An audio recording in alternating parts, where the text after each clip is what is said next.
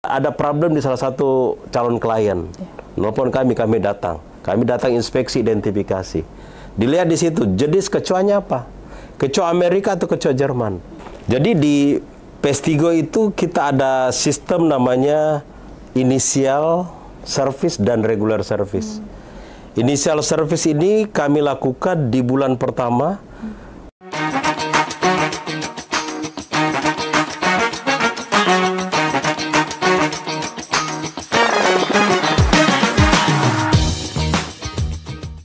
Assalamualaikum warahmatullahi wabarakatuh. Selamat siang pemirsa Harian Fajar. Hama dan rayap merupakan dua persoalan umum yang sering merusak struktur bangunan. Hama merusak kayu di dalam rumah, kantor maupun tempat usaha. Begitupun juga dengan hama-hama lainnya seperti tikus. Nah, kondisi ini tentu berdampak secara signifikan terhadap ekonomi dan dapat memberikan kerugian yang cukup besar terhadap para pelaku usaha, pelaku bisnis, maupun kantor. Nah, pada podcast kali ini kita akan membahas tentang solusi yang efektif dan ampuh untuk membasmi hama dan rayap. Di tengah-tengah kita sudah hadir Bapak Zulkifli Baro. Beliau adalah General Manager Pestigo. Nah, Pestigo ini adalah salah satu perusahaan penyedia jasa pengelolaan hama dan rayap yang berpusat di Bogor, Jawa Barat. Jawa Barat, ya. Baik Pak Zulkifli, apa kabar? Luar biasa, semangat. Ya. Sehat-sehat Pak ya? Sehat, alhamdulillah. Ya, Pak, berbicara tentang rayap dan hama, ini kan merupakan salah satu persoalan yang tidak hanya dialami oleh para ibu rumah tangga, tapi juga para pelaku usaha, pelaku bisnis, dan lain sebagainya. Nah, kira-kira apa sih sebenarnya yang menjadi pemicu atau yang mengundang sehingga rayap maupun hama itu datang ke rumah ataupun ke kantor-kantor?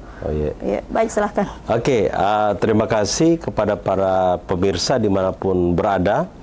Jadi saya mulai dulu. Pestigo itu adalah perusahaan jasa pengendalian hama di Indonesia yang pengalamannya itu sudah hampir 20 tahun lebih. Dan kami saat ini mengembangkan sayap untuk Indonesia Timur. Jadi dalam minggu ini kami banyak melakukan podcast dan juga sosialisasi. Jadi hama itu ada karena 3 faktor sebetulnya, dimanapun. Jadi yang pertama itu karena adanya makanan. Jadi area-area yang ada makanan itu sudah pasti akan menjadi sumber makanan buat hama. Yang kedua itu adanya sarang. Jadi kalaupun misalnya ada makanan tapi sarangnya tidak optimal, maka dia tidak berkembang dengan baik. Dan yang ketiga adalah adanya air. Nah, dengan adanya segitiga hama itu, adanya makanan, adanya sarang dan air yang mendukung, maka dimanapun, baik di rumah maupun di restoran ataupun di kantor kita, hama akan berkembang dengan sangat cepat. Begitu, Bu. Ya. Kira-kira untuk mencegah hadirnya hama itu sendiri seperti apa? Ya, tentu untuk mencegah hadirnya hama, ya segitiga faktor 3 hama itu saja yang kita perhatikan.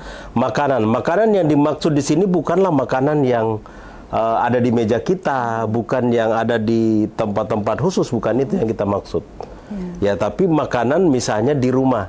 Pada saat malam hari, biasanya kita nggak cuci piring tuh. Tikus, kecoa pasti akan datang. Sehingga kita usahakan bagaimana malam hari sudah dicuci. Ya. Sampah-sampah misalnya di restoran malam hari jangan disimpan di dalam. Harus dikeluarkan. Karena kalau tidak kecoa maupun lalat maupun tikus akan masuk pada malam hari. Nah, ini terkait dengan makanan. Dan dari sisi sarang, di restoran biasanya itu ada retakan, ada celah, ada di rumah juga kadang-kadang banyak barang bekas. Apalagi ibu-ibu biasanya sayang nih dibuang. Padahal sudah barang pecah belah, kemudian kardus-kardus, kain-kain yang tidak berfungsi di gudang, di dapur. Nah, itu akan menjadi sarang oleh hama. Nah, ketika makanannya tersedia, sarangnya sangat banyak, maka disitulah ledakan populasi hama akan meningkat drastis. Jadi pencegahannya bagaimana kita meminimalkan makanan dan sarang. Menjaga kebersihan lingkungan. Menjaga kebersihan lingkungan, begitu. Ya, kalau boleh tahu mungkin bisa dijelaskan jenis-jenis hama yang selama ini sering menggerogoti rumah maupun tempat usaha. Tempat usaha ya. Jadi ada 5 hama utama ya, tambah 1 lah 6. Ya. Yang umum ada di lingkungan sekitar kita. Yang pertama itu adalah tikus. Tikus ini sekarang luar biasa menjadi gangguan yang sangat serius, bukan hanya di Makassar, tapi di seluruh Indonesia. Kenapa? Karena makin tahun mereka makin cerdas, ya, dengan segala teknik pengendalian sudah digunakan, tikus ini kemudian berkembang dengan sangat cepat, beradaptasi dengan sangat cepat. Umumnya tikus ini ada di luar, namanya tikus got, kemudian ada di gudang-gudang, di laci, di lemari, itu namanya tikus rumah. Dan sekarang yang paling banyak merusak itu adalah tikus atap. Tikus atap ini memang bersarang di atap, tapi setiap hari, setiap malam dia akan turun mencari makan. Kalau misalnya tadi ada sampah di dalam, maka itulah menjadi sumber makanannya. Kemudian setelah makan mereka akan naik. Itu yang pertama. Yang kedua, ini problem utama juga lalat. Dengan kondisi lingkungan kita yang sangat mendukung, sampah di mana-mana, ya, menjadi problem hampir seluruh para bupati, para wali kota, bahkan gubernur. Sampah ini menjadi problem utama karena lalat akan mencari makan di tempat sampah, baik di TPS maupun misalnya di tempat pembuangan, misalnya di restoran. Kadang-kadang pengangkutan sampahnya itu setiap 2 hari kah atau setiap minggu. Sementara lalat itu 8 jam sudah dari telur sudah jadi larva. Nah, itu juga problem lalat. Kemudian yang ketiga adalah kecoa. Kecoa ini ada 3 macam, ada namanya kecoa Australia, ya. Walaupun orang Australia tidak mengakui itu bahwa itu kecoa Australia. Ada kecoa Amerika, orang Amerika juga nggak mau tuh dibilang kecoa Amerika, tapi di Indonesia namanya kecoa Amerika. Dan yang ketiga itu kecoa Jerman. Kecoa Jerman itu di Jerman sendiri disebut kecoa Prancis. Jadi nggak ada yang ngaku, ya. Nah, yang paling berbahaya yang kalau ada di rumah itu umumnya adalah kecoa Amerika yang ukurannya besar, warnanya agak orange gitu. Hidupnya di tempat-tempat yang lembab. Pengendaliannya tidak sulit bagi kami. Yang menjadi tantangan itu adalah kecoa Jerman yang memang bersarang itu di tempat yang ukurannya hanya 0,1 cm. Bisa hidup di tempat seperti itu. Dan kecepatan pertumbuhannya itu luar biasa. Dalam 1-2 bulan sudah bisa terbentuk satu generasi dengan satu yang kita sebut biasanya OTK. Oleh orang awam mengatakan itu telur. Itu isinya bisa sampai 34 ekor. Jadi sekali menetas bisa luar biasa. Dengan makannya yang tersedia, butuh sarang yang sangat kecil saja, hama ini tentu akan sangat mudah untuk berkembang. Yang berikutnya adalah semut. Semut ini saya kira di perhotelan ini tidak terlalu problem ya kalau semut karena pengendaliannya relatif mudah. Dan yang problem utama di kota-kota besar adalah namanya nyamuk. Nyamuk ini saya kira kalau kita buka pintu duduk di luar teras itu saya kira sekarang sudah nggak nyaman. Apalagi misalnya sekarang pernikahan yang open space seperti itu juga menjadi problem utama karena nyamuk ini akan datang dengan jarak kurang lebih 2 km dari tempat kita. Dan yang terakhir itu adalah rayap. Rayap ini itu luar biasa, bisa bisa sampai ke lantai 32 sebuah bangunan. Ya. Nah, kalau rayap ini bisa sampai lantai 32, bagaimana dengan rumah kita yang landed, yang hanya 1 lantai, bahkan mungkin maksimal 3 lantai. Pengalaman kami kemarin dari gua keliling di Makassar, rumah-rumah yang 3 lantai pun dihajar oleh rayap. Dengan ketebalan beton yang luar biasa, rayap ini tetap bisa mengakses, masuk melalui jalur kabel, masuk melalui jalur pipa, kemudian berkembang ke area lain.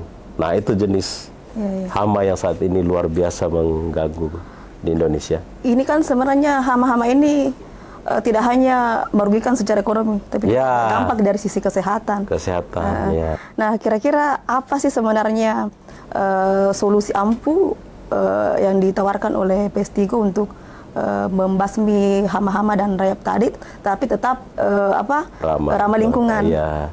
Ini pertanyaan yang sangat menarik ya. Jadi solusi ampuh seperti apa? Jadi selain benar tadi kerusakan secara langsung, Ya. itu seperti rayap itu pasti langsung kerusakannya, ya.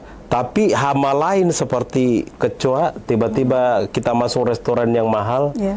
ada kecoa lewat, bisa jadi viral. Kita lagi minum jus di hotel bintang 5, restoran-restoran mahal, tiba-tiba ada lalat hijau nyangkut di sedotan, ya. Itu tentu akan menjadi luar biasa. Dan kita sudah sering melihat tikus viral di mana-mana, banyak di Jakarta, di Surabaya, bahkan di Singapura, ya. Tikus ini masuk ke display roti dan itu menjadi viral. Apa akibatnya? Perusahaan bisa tutup. Jadi secara langsung mungkin rayap yes, tapi hama lain itu tidak secara langsung akan berpengaruh kepada bisnis. Dan ketika ini terjadi seperti tikus tadi, ya masuk ke display, tutup tokonya tuh. Bisa berhari-hari, kerugian kita berapa. Tikus juga secara tidak langsung dia akan mengerat kabel yang selama ini memang belum dilakukan penelitian, tetapi saya kira salah satu penyebab kebakaran itu karena adanya tikus. Ya, begitu kurang lebih.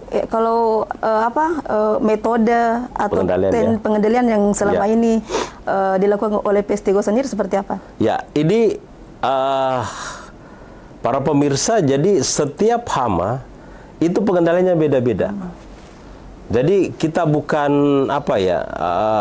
apapun hamanya, ya ini solusinya, nggak bisa seperti itu. Iya. Kecoa Amerika misalnya dengan kecoa Jerman, salah identifikasi, salah pengendalian. Sehingga yang kami lakukan pertama kali di Pestigo adalah melakukan inspeksi dan identifikasi. Inspeksi untuk seluruh area untuk mengetahui hama apa saja, faktor pendukungnya apa saja yang ada di sana. Yang kedua, kami akan ambil sampel. Jenis kecoanya apa, jenis tikusnya apa, jenis lalatnya apa. Karena salah identifikasi, salah pengendalian. Dan misalnya gini, kecoa ada problem di salah satu calon klien. Nelpon kami datang. Kami datang inspeksi identifikasi. Dilihat di situ jenis kecoanya apa. Kecoa Amerika atau kecoa Jerman. Kecoa Amerika umumnya di area yang lembab, daerah yang basah, saluran air, saluran kotor. Itu kecoa Amerika dengan ukuran yang besar. Sementara kecoa Jerman itu di tempat yang hangat. Ya, kalau di restoran itu ya di panci-panci bekas, kemudian di balik-balik kabel, kemudian di di celah-celah lantai, di celah-celah dinding, di belakang kompor, mesin-mesin. Nah, mereka ada di sana. Hanya butuh ruangan yang sangat kecil ya untuk mereka tempati untuk berkembang biak. Jadi kita lakukan inspeksi dulu, identifikasi. Ya, lalat juga sama. Ini lalat dari mana? Jadi ketika ada lalat misalnya di rumah atau di restoran, nggak langsung kita semprot. Kita lakukan inspeksi dulu, identifikasi dari mana dia, jalur masuknya di mana, kenapa dia ada di dalam. Semut juga sama, nyamuk juga sama. Nyamuk ini unik gitu. Kehidupan nyamuk itu 75% ada di air. Sementara selama ini yang dilakukan adalah pengasapan, fogging. Nah, metode kami sudah berbeda. Jadi yang pertama kami lakukan adalah inspeksi identifikasi. Tahu spesiesnya, tahu hamanya, baru kita lakukan. Kira-kira metode pengendalian yang cocok dan aman. Penanganan tergantung jenis hama. Ya, jadi harus dicek dulu. Ya. Ini pengendalian ini kita akan lakukan penyemprotan, kita lakukan penutupan dan lain-lain. Nah, tekniknya ada macam-macam. Ada fisik, ya, ada mekanik, dan ada secara kimia. Bahan kimia ini kalau bisa terakhir, kalau bisa kita cukup menutup lubang itu ya kita tutup saja, nggak usah disemprot misalnya. Ya karena pestisida gimana pun namanya pasti ada efek samping. Kemudian yang keempat, kita pilih metode yang cocok. Dan yang kelima tentu harus evaluasi. Kita telepon pelanggan kita, gimana hasilnya, kita datang lagi, gimana hasilnya. Nah, inspeksi, identifikasi, pemilihan metode, implementasi metode, dan evaluasi, itulah yang kami lakukan terus-menerus supaya pengendaliannya itu efektif. Yang kami sebut itu adalah integrated pest management. Gitu, Bu. Kalau yang terakhir tadi menggunakan bahan kimia, apakah misalnya aman terhadap kelompok rentan, misalnya lansia, ibu hamil, ibu menyusui, dan bagaimana dengan lingkungan? Apakah tidak mencemarkan lingkungan dan lain sebagainya? Ya. Baik. Jadi pertanyaan saya adalah kalau senapan itu atau pistol itu bahaya nggak, Bu? Bahaya ya. Kalau dipegang polisi aman, aman ya. Tapi kalau dipegang anak kecil, nah sama dengan kami juga. Jadi kami sudah punya izin yang lengkap, teknisi kami sudah di training, jadi bukan dikasih sembarang orang untuk melakukan penyemprotan. Jadi kami punya izin, disurvei ke kantor apakah alatnya cukup, teknisi kami di training secara rutin. Kalau kami sendiri setiap Jumat itu ada training di sana. Nah kalau penyemprotan dilakukan oleh orang yang bersertifikat, dilatih, kira-kira bahaya nggak? Saya kira ada, tapi sangat minim. Bayangkan kalau Bapak Ibu mengundang yang tidak memiliki izin, kemudian tidak pernah di training, nah ini yang bahaya. Jadi insya Allah bahan kimia pun yang kita gunakan, kita pakai yang apa namanya LD50-nya itu yang besar. Artinya itu aman bagi manusia. Jadi kalau pestisida itu ada namanya LD50 per berat badan. Jadi kalau semut kita gunakan misalnya 10 mili per liter untuk mematikan semut dengan berat badan tertentu. Nah, semut dengan manusia itu sekian ribu kali perbandingan berat badannya. Ya, sehingga ketika kita semprot semut itu untuk mematikan semut, tapi bagi manusia tetap minim karena ini ada namanya per berat badan. Seperti halnya kita ke dokter, ditanya berat badannya berapa. Tentu yang agak kurus sama yang agak sehat, montok gitu, dikasih dosis yang berbeda. Nah, sama dengan yang kami juga lakukan. Iya. Gitu, Bu. Nah, kira-kira seberapa efektif sih sebenarnya metode yang dilakukan ini, mulai dari penyemprotan, kemudian sampai ke yang terakhir, evaluasi, sampai ke evaluasi, berapa lama bisa tahan itu hama-hama yang tadinya sudah terusir itu tidak akan datang lagi ke tempat itu? Iya. Jadi di Pestigo itu kita ada sistem namanya initial service dan regular service. Initial service ini kami lakukan di bulan pertama. Kita berusaha dengan sangat keras untuk menghabiskan hama yang ada di situ. Jadi kami sangat teliti. Kami gunakan vakum. Kalau harus divakum, kami tutup ketika harus ditutup. Kami semprot ketika harus disemprot. Itu di bulan pertama. Dan tentu hama ini tidak serta-merta akan habis. Ya, bahkan sampai kiamat saya kira hama ini akan habis. Tapi bagaimana setelah kita lakukan pengendalian, kita ada kunjungan reguler. Bisa per 2 minggu. Ada juga yang setiap hari kita di sana. Jadi misalnya ada hotel bintang 5 atau ada komplek perumahan, setiap hari kita lakukan inspeksi, identifikasi, pengendalian di situ. Nah, seberapa lama? Setiap 2 minggu umumnya. Ya, kalau rumah bisanya sebulan sekali, tergantung permasalahannya. Kalau dia nyamuk tentu nggak bisa sebulan sekali, harus per minggu. Karena siklus hidup nyamuk itu mungkin kurang lebih 7 hari. Ya, jadi kunjungan kami, kemudian pengendalian hama yang kami lakukan, itu kita sangat pahami bioekologi hamanya. Ya, kalau lalat nggak bisa juga setiap 2 minggu, harus setiap minggu. Atau seminggu 2 kali. Karena lalat ini kecepatan perkembangannya luar biasa.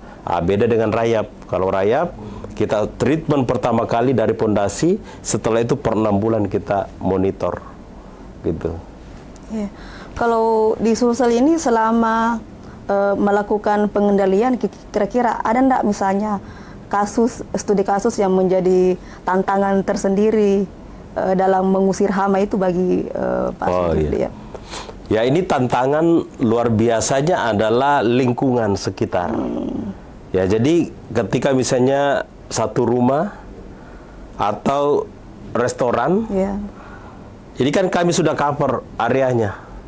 Tapi problemnya adalah ketika di sebelah sana ada tempat pembuangan sampah. Ya, kemudian di saluran air ini depan ini daerah umum yang banyak air tapi tidak mengalir. Nah, itu tantangan kita karena ini kita sudah kendalikan, tapi faktor-faktor di luar kita itu juga menjadi faktor pembatas untuk memaksimalkan pengendalian hama yang kami lakukan. Iya. Baik, pemirsa, itulah tadi bincang-bincang singkat kita dengan Bapak Zulkifli dari Vestigo. Jadi lingkungan yang bebas hama dan rayap sangat menentukan kualitas hidup kita. Jadi sejak mulai dari sekarang, marilah kita bersama-sama untuk menjaga kebersihan agar lingkungan kita lebih sehat. Ketika lingkungan sehat, kita juga kualitas hidup kita juga akan lebih sehat. Baik, terima kasih kepada Bapak Zulkifli atas waktunya sudah hadir. Semoga edukasi hari ini bermanfaat untuk kita semua. Wassalamualaikum warahmatullahi wabarakatuh. Sampai jumpa di podcast selanjutnya.